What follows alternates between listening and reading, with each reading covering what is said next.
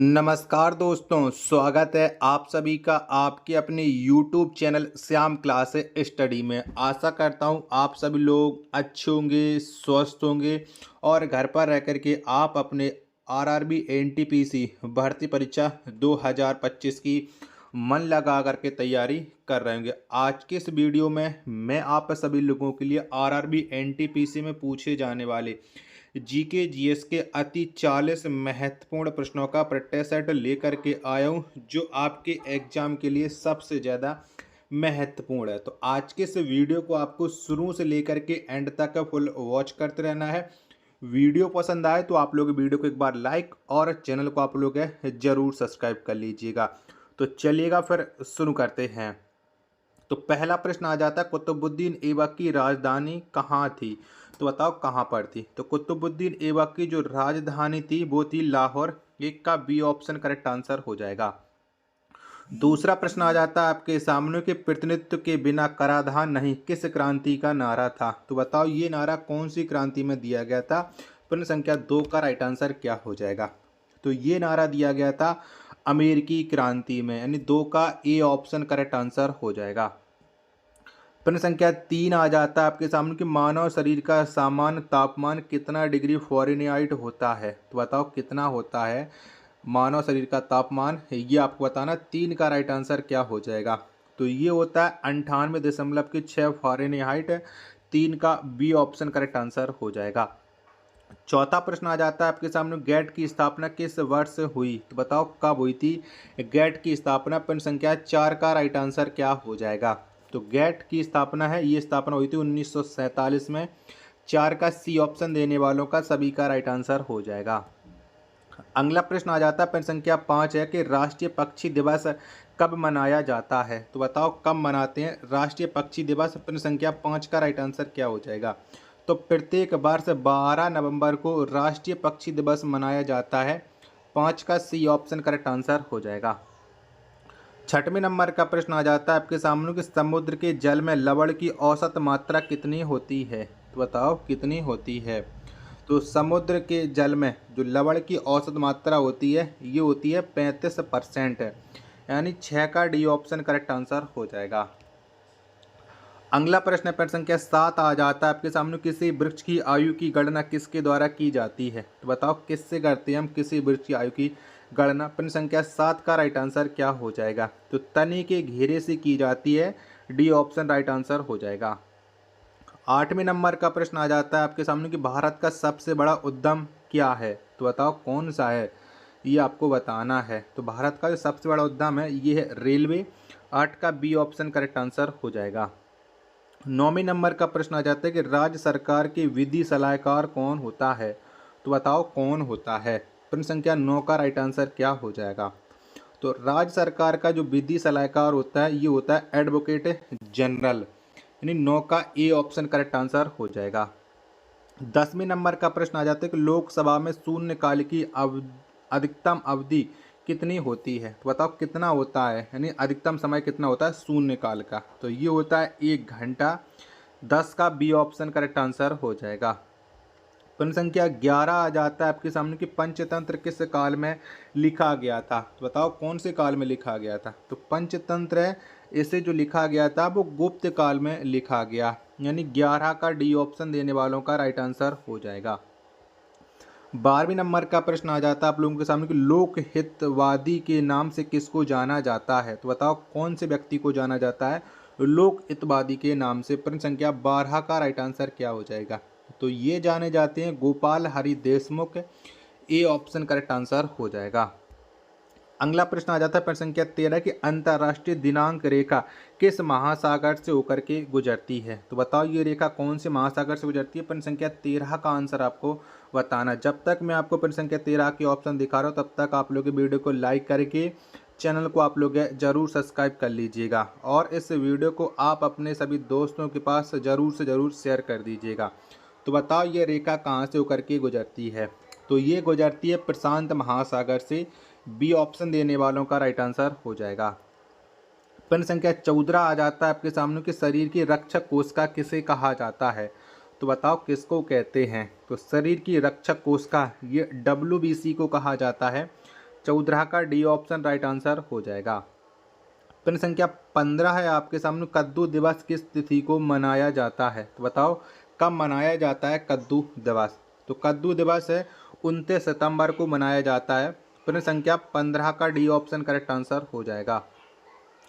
प्रश्न संख्या 16 आ जाता है आपके सामने कि एलिफेंटा दर्रा किस देश में स्थित है? तो बताओ कौन से देश में एलिफेंटा दर्रा स्थित है? तो ये स्थित है श्रीलंका में। 16 का सी ऑप्शन करेक्ट आंसर हो जाएगा। प्रश्न संख्या 17 आ जाता है आपके सामने कि भारतीय रिजर्व बैंक का मुख्यालय कहाँ है? तो बताओ कहाँ पर है भारतीय रिजर्व बैंक का मुख्यालय? तो ये स्थित है मुंबई में। 17 का बी ऑप्शन करेक्ट आंसर हो जाएगा। अगला प्रश्न आ जाता है प्रश्न संख्या 18 आ जाता है कि भारतीय विदेश व्यापार संगठन कहाँ पर स्थित है?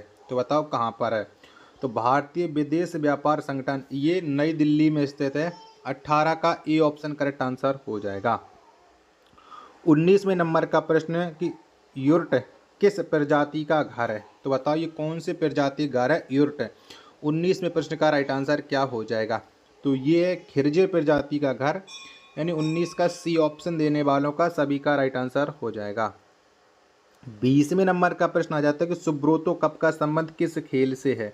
तो बताओ कौन से खेल से संबंध रखता है ये सुब्रोतो कप? तो इसका संबंध है फुटबॉल से। 20 का डी ऑप्शन देने वालों का सभी का राइट आंसर हो जाएगा। 21वें नंबर का प्रश्न आ जाता है कि पहली मार्क्सवादी क्रांति किस देश में हुई? तो बताओ कौन से देश में हुई थी पहली मार्क्सवादी क्रांति? तो ये हुई थी रूस में। 21 का सी ऑप्शन देने वाले सभी लोगों का राइट आंसर हो जाएगा। प्रश्न संख्या 22 है आपके सामने कि विश्व जल दिवस किस तिथि को मनाया जाता है? तो बताओ प्रत्येक वर्ष हम कब मनाते हैं विश्व जल दिवस? प्रश्न संख्या 22 का राइट आंसर क्या हो जाएगा? तो विश्व जल दिवस ये 22 मार्च को मनाया जाता है। डी ऑप्शन देने वालों का सभी का करेक्ट आंसर हो जाएगा। अगला प्रश्न आ जाता है प्रश्न संख्या 23 है कि फेडरल रिजर्व बैंक किस देश का केंद्रीय बैंक है? तो बताओ ये कौन से देश का केंद्रीय बैंक है फेडरल रिजर्व बैंक? 23 का राइट आंसर क्या हो जाएगा? तो ये है यूएसए का। ए ऑप्शन देने वालों का सभी का राइट आंसर हो जाएगा। 24वें नंबर का प्रश्न आ जाता है कि ओणम किस राज्य का प्रमुख त्योहार है? तो बताओ कौन से राज्य का ये प्रमुख त्योहार है ओणम? प्रश्न संख्या 24 का राइट आंसर क्या हो जाएगा? तो ये है केरल राज्य का। सी ऑप्शन देने वालों का राइट आंसर हो जाएगा। अगला प्रश्न आ जाता है प्रश्न संख्या 25 है कि भारत में अंग्रेजी शिक्षा की शुरुआत किसने की? तो बताओ किसके द्वारा शुरुआत हुई थी भारत में अंग्रेजी शिक्षा की? तो ये की थी मैकाले ने। ए ऑप्शन देने वालों का राइट आंसर हो जाएगा। 26वें नंबर का प्रश्न आ जाता है कि सबसे अधिक शंकुधारी वन किस राज्य में पाए जाते हैं? तो बताओ कौन से राज्य में पाए जाते हैं? तो सबसे अधिक जो शंकुधारी वन है ये जम्मू कश्मीर में पाए जाते हैं। 26 का सी ऑप्शन देने वालों का करेक्ट आंसर हो जाएगा। आशा करता हूँ कि आपको ये वीडियो ज़रूर पसंद आ रही होगी, तो प्लीज़ वीडियो को आप लोग लाइक और चैनल को आप लोग सब्सक्राइब जरूर कर लीजिएगा। अगर आप लोग लगातार प्रैक्टिस करना चाहते हो तो 27वें नंबर का प्रश्न आ जाता है कि भारतीय मुद्रा प्रणाली में दशमलव पद्धति कब लागू की गई? तो बताओ ये दशमलव पद्धति कब आई थी? तो ये आई थी 1957 में। 27 का बी ऑप्शन करेक्ट आंसर हो जाएगा। अगला प्रश्न प्रश्न संख्या 28 आ जाता है कि विजयी विश्व तिरंगा प्यारा नामक झंडा गीत की रचना किसने की? तो बताओ किसके द्वारा ये झंडा गीत की रचना की गई थी? तो विजय विश्व तिरंगा प्यारा जो झंडा गीत है इसकी रचना श्यामलाल गुप्त ने की थी। 28 का सी ऑप्शन देने वालों का सभी का राइट आंसर हो जाएगा। 29वें नंबर का प्रश्न आ जाता है कि ब्लैक फॉरेस्ट किस पर्वत का उदाहरण है? तो बताओ ये कैसे पर्वत का उदाहरण है ब्लैक फॉरेस्ट? तो ये है ब्लॉक का। बी ऑप्शन करेक्ट आंसर हो जाएगा। प्रश्न संख्या 30 आ जाता है आप लोगों के सामने कि राष्ट्रमंडल दिवस कब मनाया जाता है? तो बताओ कब मनाते हैं राष्ट्रमंडल दिवस? तो ये प्रत्येक बार से 24 मई को मनाया जाता है। 30 का डी ऑप्शन करेक्ट आंसर हो जाएगा। 31वें नंबर का प्रश्न आ जाता है कि नेशनल डिफेंस अकादमी कहाँ पर स्थित है? तो बताओ ये कहाँ पर है? तो नेशनल डिफेंस अकादमी ये खड़ग बासला में स्थित है। 31 का बी ऑप्शन करेक्ट आंसर हो जाएगा। 32वें नंबर का प्रश्न है कि विश्व में सर्वाधिक बोली जाने वाली भाषा कौन है? तो बताओ कौन सी भाषा है विश्व में सबसे ज़्यादा बोली जाती है? तो ये बोली जाती है चीनी भाषा, यानी 32 का बी ऑप्शन देने वालों का राइट आंसर हो जाएगा। 33वें नंबर का प्रश्न आ जाता है कि थाईलैंड देश की राजधानी कहाँ है, तो बताओ कौन सी है थाईलैंड की राजधानी। तो थाईलैंड देश की जो राजधानी है ये है बैंकॉक। कौन सी है? बैंकॉक है। बी ऑप्शन करेक्ट आंसर हो जाएगा। 34वें नंबर का प्रश्न आ जाता है कि लाल किले का निर्माण का कार्य किस वर्ष पूरा हुआ था, तो बताओ कब पूरा हो गया था लाल किले का निर्माण का कार्य। तो ये कार्य 1648 में पूरा हो गया था। 34 का बी ऑप्शन करेक्ट आंसर हो जाएगा। 35वें नंबर का प्रश्न आ जाता है कि ओमान देश की मुद्रा क्या है, तो बताओ कौन सी है ओमान की मुद्रा। तो ओमान की मुद्रा है रियाल। क्या है? रियाल है। 35 का सी ऑप्शन करेक्ट आंसर हो जाएगा। अगला प्रश्न है प्रश्न संख्या 36 आ जाता है कि सीरिया की राजधानी कहाँ है, तो बताओ कहाँ पर है सीरिया देश की राजधानी। तो ये है दमिश्क। 36 का ए ऑप्शन करेक्ट आंसर हो जाएगा। 37वें नंबर का प्रश्न आ जाता है कि हल्दी पौधे के किस भाग से प्राप्त होती है, तो बताओ कौन से भाग से हल्दी को प्राप्त किया जाता है। तो हल्दी पौधे के तना से प्राप्त होती है, यानी 37 का ए ऑप्शन करेक्ट आंसर हो जाएगा। अगला प्रश्न आ जाता है प्रश्न संख्या 38 से कि तरंग दैर्घ्य का मात्रक क्या है, तो बताओ कौन सा है। तो तरंग दैर्घ्य का जो मात्रक है वो है एंगस्ट्रॉम, यानी 38 का डी ऑप्शन करेक्ट आंसर हो जाएगा। 39वें नंबर का प्रश्न आ जाता है कि ऋतु संहार के लेखक कौन है, तो बताओ ऋतु संहार पुस्तक को किसके द्वारा लिखा गया। तो ये लिखी है कालिदास ने। 39 का बी ऑप्शन करेक्ट आंसर हो जाएगा।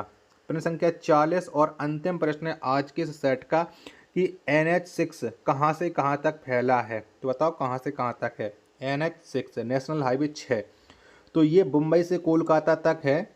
40 का ए ऑप्शन करेक्ट आंसर हो जाएगा। आशा करता हूँ कि आपको ये वीडियो जरूर पसंद आई होगी। तो प्लीज़ वीडियो को आप लोग लाइक और चैनल को सब्सक्राइब करना बिल्कुल ना भूलें। मिलते हैं एक और नेक्स्ट वीडियो के साथ, तब तक